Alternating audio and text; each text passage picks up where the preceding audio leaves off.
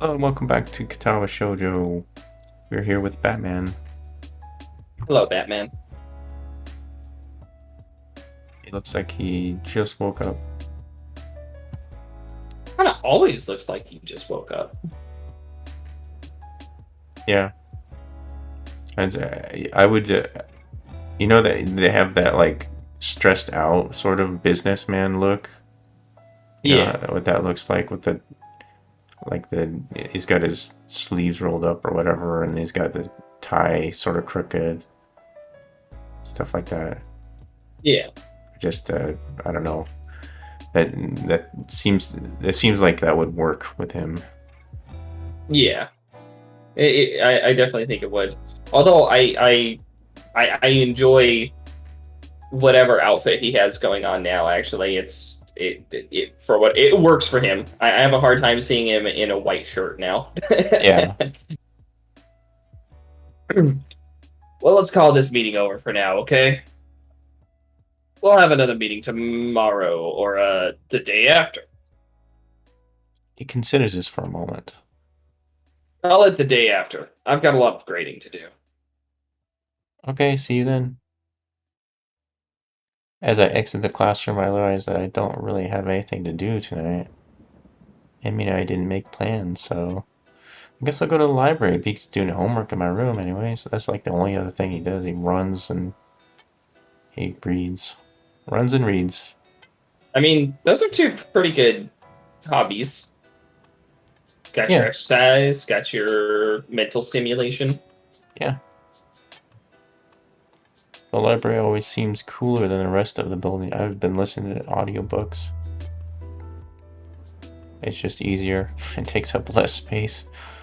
Yeah, I find I don't read like actually retain as much if it's an audiobook though for some reason. Yeah. Yeah, I want to get a couple of books. I haven't bought books in a long time, and I want to get a couple of them. And it's just for one thing, the feel and smell of books is just great. Yeah. You, I like to I like to sort of read over things a few times, stick in my brain a little better. I read slowly, um, so doing an audiobook, they go through the dialogue kind of fast. Yeah. I used to really like reading, so trying to get back into it. Probably to keep the books from getting damaged by excessive heat and humidity. Books are sturdy objects, but if you want to keep them in good condition, it takes a little effort. I've got several books that are so well worn the pages are barely clean to the spine. That's a problem with books too. It seems Hmm. impossible for them to be usable, but if you handle them with care, I make my way to the main desk where I spot Yuko. Yuko? Yuko. Busy, busying herself with something or another. Especially with the graphic novels, those things get worn out pretty fast. Yeah. She smiles at me as I enter and waves. Hello, Sal. Good to see you again. What are you waiting for or looking What are for you? this time? The hell are you waiting for? Nothing in particular, I guess. I just didn't really feel like going back to my room, is all. Yuko nods. Well, if you're unoccupied, maybe you could help me look for something. The two U's throw me off for some reason. Welcome to the Japanese language where everything means something else. Sure, what do you need? Because screw you and everything that you think about language. Screw you, Americans. English. Yeah, screw anyone who speaks English or like any other language really. Uh, Yuko brings a finger to her lips and looks around fervently. Speaking of languages, I just looked at a review of something that was in Spanish. It was the only review of that particular thing. Did you go to Google Translate? Yeah, it Okay. was basically like this shirt is not good. Sure. Not good. She seems to be looking for eavesdroppers. Come closer. It's too close. Okay, get the hell away from me. I push you back. I take a few hesitant steps forward while feeling distinctly unnerved. Yuko lowers her voice to a confidential whisper. I'm on the trail of the Yamaku cat burglar. Oh, didn't we go over this already? I The don't what? think so. Someone stealing books or something? Oh, I think we determined that it was Kenji. Yeah. The walls have ears, Sao. Or they might. But listen, those missing books, remember them? I think this missing book. Yeah. Well, they weren't missing. They were stolen. Stolen can be missing. Right? I mean, technically. I'm convinced of it. I remember you saying something of the sort earlier, but how do you know? Yuko leans in closer and, if possible, whispers even lower. As I found one of his hiding places. You did what? Yuko looks triumphant. Found one of his stashes. It was under one of the stairwells in the boys' dorm. 3 books I've been looking for, all there. I suspected a thief before, but this proves it. Did you take back the books? Yuko looks as if I suggested she walk around naked. Are you nuts? He can't know I'm onto him. He might go to ground and evade capture. Huh. So, do you need my help with it then? Yuko casts another glance around the library and leans closer. You've got to spy for me. I feel like this is a side quest. I feel like I don't know her well enough to be doing this. Spy? Yeah, like when you're in the dorms, you know? We've met like, what, twice before? 3 times. We met once at the tea shop. It was very brief. Yeah. Keep an eye out for suspicious activity. What constitutes suspicious, anyways? I mean, Kenji's a pretty suspicious dude, but I'll wager he barely goes to class and much less sneaks into the library to pilfer books. Still, what's the harm in saying yes? At least it'll get me out of this weird conversation. Yeah, I can do that, no problem. Yuko straightens up and claps excitedly. Great. That's what you say to crazy people to get out of conversations. Yes, I agree. I don't want them thinking I agree with them then, because that just only encourages them. Now hurry up and talk about something else in case someone comes in. Save you a lot of stress. How's the school treating you? Pretty well, actually. I've been running in the mornings with... Emi Iburazaki, right? Yeah. How'd you know? I served you 2 in the tea house, remember? Oh, yeah. I deduced that if you were going to run with anyone, it would probably be her. She looks pleased with herself. Impressive. Anyways, yes, we've been running in the mornings. And, we kind of started dating. Yuko claps her hands together excitedly. Really? That's great. I'll bet you 2 are great together. I love seeing people find one another like that, you know? Yuko seems like a hopeless romantic. Yeah, it kind of fits her profile, bookish nerd. Yeah. I even thought to myself... Oh, sorry, go ahead. I was just going to say, it probably reads about romance a lot. Yeah. In books. romance and can seem a lot more magical, I guess. Appealing. Yeah. I even thought to myself when you walked into the Shanghai that one time, I wonder if that kid will wind up with one of those girls. Even dark post-apocalyptic books can be romantic. Really? Yuko doesn't seem to notice my somewhat weirded out tone and nods affirmatively. Yep, I can tell that you wind up with one of them, you know? I've got an eye for that sort of thing. I know me. Of course. Her expression droops slightly. I'm not so good at it myself. I'm sure that's not true. Oh, it's true.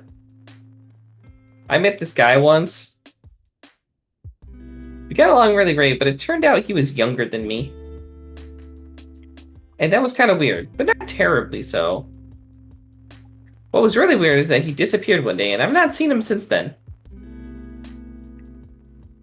He got sick of you? This anxious lady is driving me nuts. It does seem kind of odd. Doesn't it?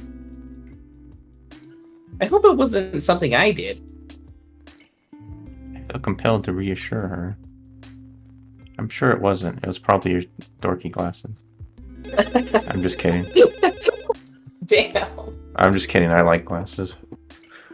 I intend to try and calm her down further, but the both of us jump in surprise at the ringing suddenly coming from my pocket. The phone was ringing. Yuko sighs to steady herself as I pull the phone from my pocket. I feel a little sheepish for indirectly causing the incident. It didn't sound like a mobile phone, though.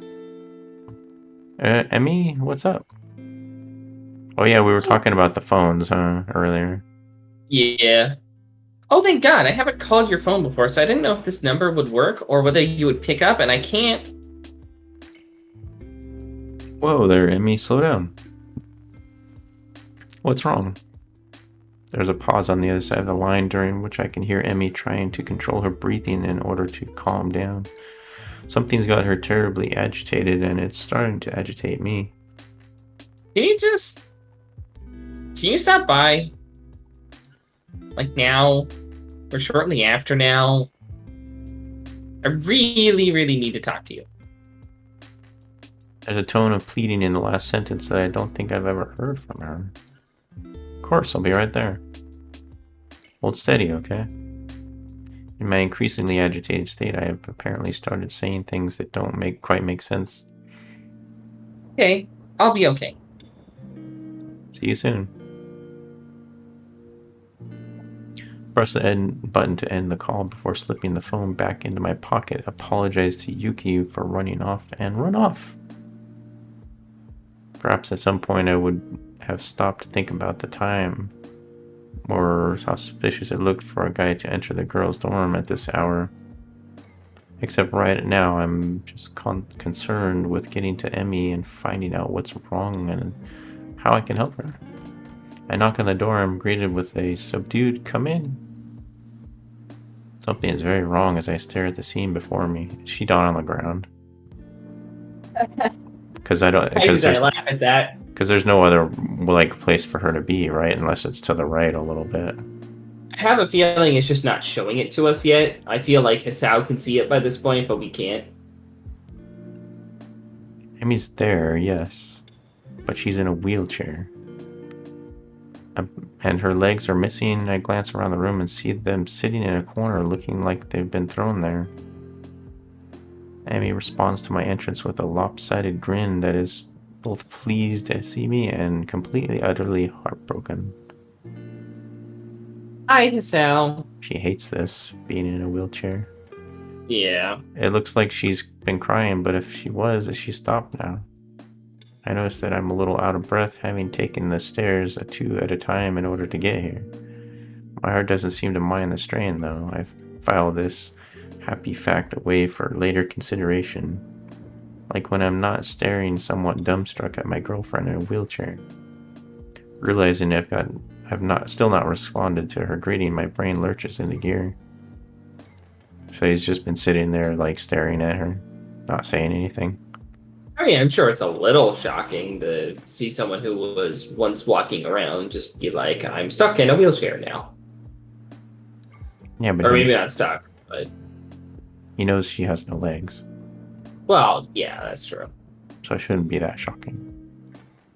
That's true. Emmy, what happened? Yes, I should have listened to you, Hassan. My leg's got a nasty infection. I'm not allowed to run on it for at least a couple of weeks.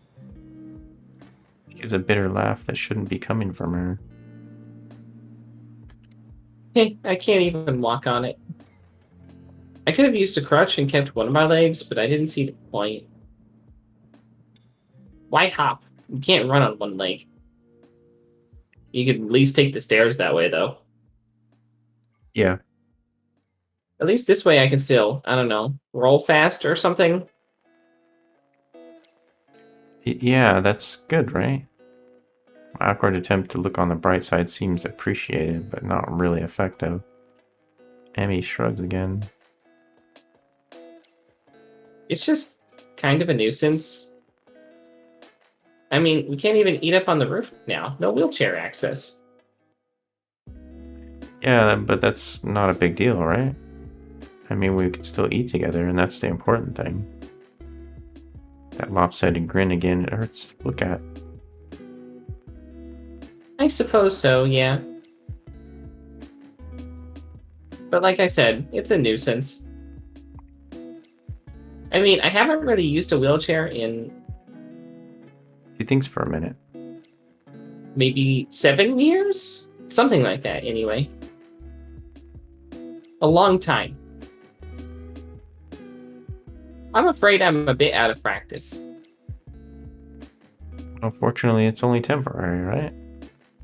Emmy nods. Yeah, oh yeah, of course. It's not like I've lost him permanently. But it's a pain in the ass all the same. I nod sympathetically. There's not much else I can do after all. What am I gonna do? Say I told you so? Oh, God. That's so nuts. Just the idea of it popped into my head, and it was like, oh my God, that's so mean. See? I told you so. Nah, nah, nah, nah. Now you're in a wheelchair. Nah, nah, nah. Haha, you can't even chase after me. Can't go upstairs. You. Although I did tell her to get that leg looked at. Yeah, tell her you told her so. Yeah. Please tell her you told her so. But by the time I noticed, it was too late anyway. Do you need help with anything? That is, can I help you with anything?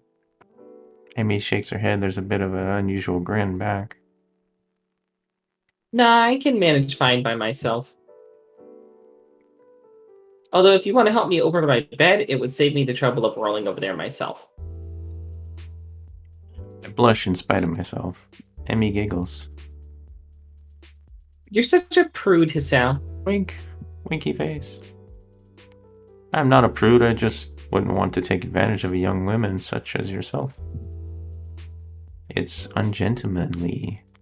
I hope that's an actual word. Yeah, I'm sure I know there's gentlemanly, but... So why wouldn't there be an ungentlemanly? Because it doesn't sound correct in my brain. Although a lot of English words don't sound correct in my brain. It seems like the proper way to say that would be not very gentlemanly or not gentleman-like. Ungentlemanly is quicker. Yeah, but it still sounds like slang rather than a word. Yeah, you can look it up. I wheeled Emmy's chair to her bed, huh? What's that? Well, I mean, it's in the Merriam-Webster dictionary, but it's not... But the first thing that comes up is Wiktionary. It's not. But that it is important. in Merriam-Webster. I meant in your own time. Oh, okay. I thought you meant like right now. I was like, ugh. I, I didn't mean like we need the definition of it right now. Okay. I wheel Emmy's chair to her bed and easily scoop her up and deposit her there. She quickly sorts herself out and sits on the side. She's actually a little heavier than she looks. It would be rude of me to observe this a lot. Yeah. That was the first thought that came into my head when he said that, actually. It's like, don't say it out loud, dumbass. Before the second sentence, I was thinking you should say that to her. And you're kind of, oh, okay, he did say it. Ah, smack. Emmy hits me with a pillow and it hurts. Ass. Yep, it's your ass. That's what's so heavy. Just saying is all. I feel like this is, other than the Kenji episodes, this is the most offensive episode we've had so far. Title of the episode. Emmy is heavy. Most offensive episode yet. Must be all that running. At the mention of running, Emmy's grin falters slightly. Hey, well, I guess I won't have to worry about that for a bit, huh? It's 2 weeks. You'll live. Maybe I'll lose some weight. You lose weight from running. You already lost some weight. You don't have any legs. And we're off YouTube. There we go. I'm in a rare mood today, I guess. I like dark humor, so I have an affinity for it myself. That's what you do to lose weight, right? Cease physical activity, but I try to restrain myself somewhat for YouTube. Usually. Poor YouTube. I'm pretty sure that's what the nurse would recommend. But luckily, I'm a very small channel. Yeah. Speaking of which, are you going to still be showing up in the mornings? I hate to run. Oh. Ah, shit. Emmy's sudden interjection, more of a disquieted muttering than anything too profane, causes me to look over in shock. She's leaning forward, trying to cover the fact that she's crying by covering her eyes with a hand. Of course, the subdued sobbing makes it pretty obvious that she's crying. Hey, I'm sorry.